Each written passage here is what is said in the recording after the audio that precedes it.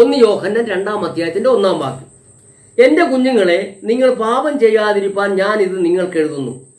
ഒരുത്തൻ പാപം ചെയ്തു എങ്കിലോ നീതിമാനായ യേശുക്രിസ്തു എന്ന കാര്യസ്ഥൻ നമുക്ക് പിതാവിന്റെ അടുക്കൽ ഉണ്ട്. അവൻ നമ്മുടെ പാപങ്ങൾക്ക് പ്രായശ്ചിത്തം ആകും. നമ്മുടേതിന് മാത്രമല്ല, സർവ്വലോകത്തിന്റെ പാപത്തിനും തന്നെ. ഈ ഒരൊറ്റ വാക്യം മതി നമുക്ക് ചിന്തിക്കാൻ.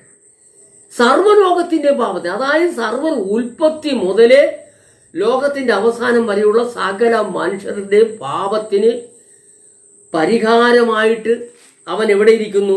ഒരുത്തൻ പാപം ചെയ്തു എങ്കിലോ നീതിമാനായ യേശുക്രിസ്തു എന്ന കാര്യസ്ഥൻ നമുക്ക് പിതാവിന്റെ അടുക്കലുണ്ട്.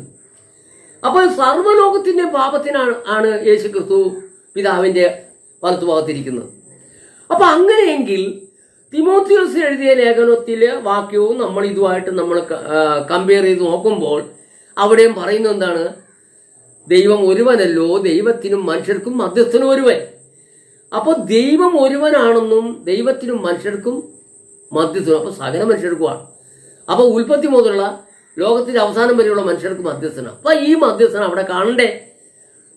അവിടെയും ഈ മധ്യസ്ഥനെ കാണണ്ടേ? പ്രിയപ്പെട്ടവർ, നമ്മളൊന്ന് മനസ്സിലാക്കണം.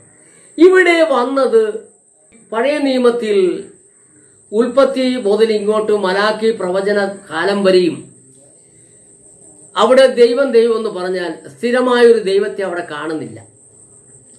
അബ്രഹാമിനും ഇസഹാക്കിനും യാക്കോബിനും സർവശക്തിയുള്ള ദൈവമായിട്ട് പ്രത്യക്ഷപ്പെട്ടെന്നും ആദാമിനും ഹൗവയ്ക്കും ദൈവമായിട്ട് പ്രത്യക്ഷപ്പെട്ടെന്നും മോശയ്ക്കും ഇസ്രായേൽ ജനത്തിനും യഹോവയായ ദൈവമായിട്ട് പ്രത്യക്ഷപ്പെട്ടെന്നും നമ്മൾ കാണുന്നു. അപ്പോൾ വ്യക്തമായിട്ട് പറഞ്ഞാൽ അവരുടെ പ്രാർത്ഥനയും അങ്ങനെയാണ്.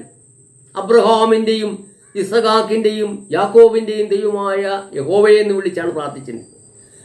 ആ പ്രാർത്ഥിച്ചുകൊണ്ടിരുന്ന തന്റെ ശിഷ്യന്മാർ അങ്ങനെ പ്രാർത്ഥിച്ചുകൊണ്ടിരുന്ന ശിഷ്യന്മാരാണ് യേശു മനുഷ്യപുത്രനായിട്ട് വന്നതിന് ശേഷം അവരോട് പറയുന്നത്, നിങ്ങൾ ഇതുവരെ എന്റെ നാമത്തിൽ ഒന്നും ചോദിച്ചിട്ടില്ല, ഇന്നു മുതൽ നിങ്ങൾ എന്റെ നാമത്തിൽ ചോദിപ്പീൻ.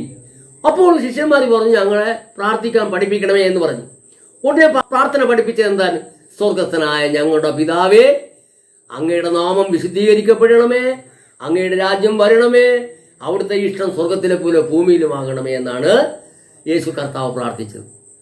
പിന്നെയും അന്നു വേണ്ടുന്ന ആഹാരത്തിന് വേണ്ടി പ്രാർത്ഥിപ്പിച്ചിട്ടുണ്ട്. അപ്പൊ ഞാൻ എല്ലാം പറയുന്നില്ല. അപ്പോൾ അവിടെ സ്വർഗസ്ഥനായ ഞങ്ങളുടെ പിതാവേ എന്ന് വിളിക്കുവാനാണ് പ്രാർത്ഥിച്ചത്. അപ്പൊ പുതിയ നിയമത്തിൽ നമ്മൾ കാണുന്നു, അബ്ബാ പിതാവേ എന്ന് വിളിക്കുവാൻ പുത്രത്വത്തിന്റെ ആത്മാവിനെ നമുക്ക് തന്നിരിക്കുന്നു. അപ്പോൾ പുത്ര